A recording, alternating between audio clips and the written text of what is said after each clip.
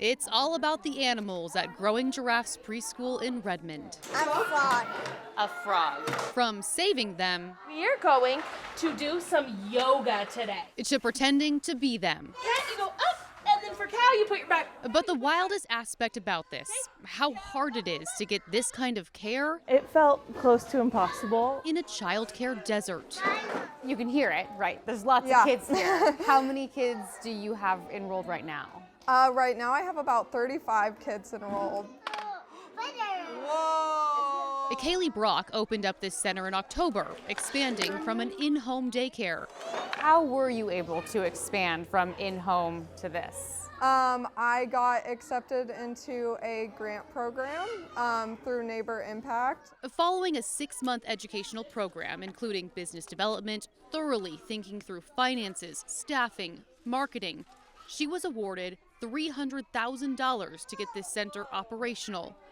The goal with all of that pre-planning, a business model that keeps running once the money runs out. By that point, the business should be sustainable. A little more on the website. Hannah Kuhl, who works in grant management at NeighborImpact, We're in a much better spot. says in roughly the past year, the grant program has generated 777 new childcare slots in the Tri-County area.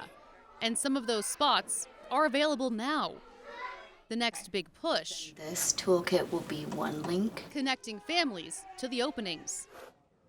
NeighborImpact just launched this webpage last week where people can easily search to find care near them. We created a map to bring, transparency to the programs that have been funded, to let the community know. While early child care has clear benefits for kids educationally Okay, I'm waiting for friends that are listening.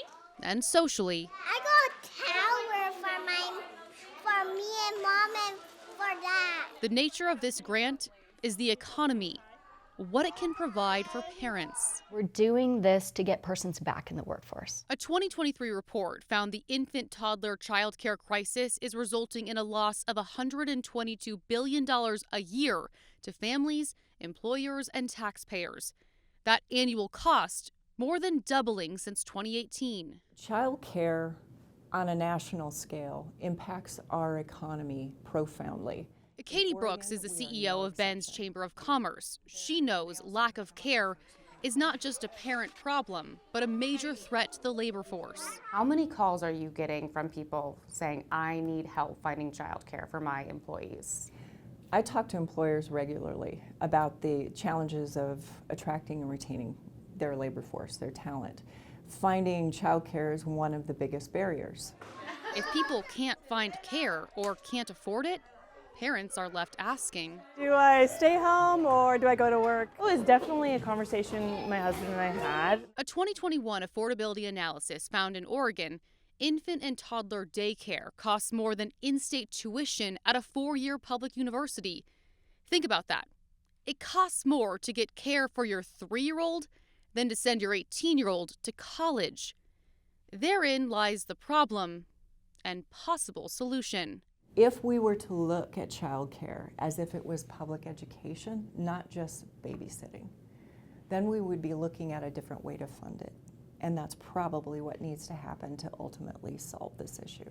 NeighborImpact is ultimately trying to open 1,400 childcare spots through this grant program and is more than halfway there, thanks in part to people like Kaylee.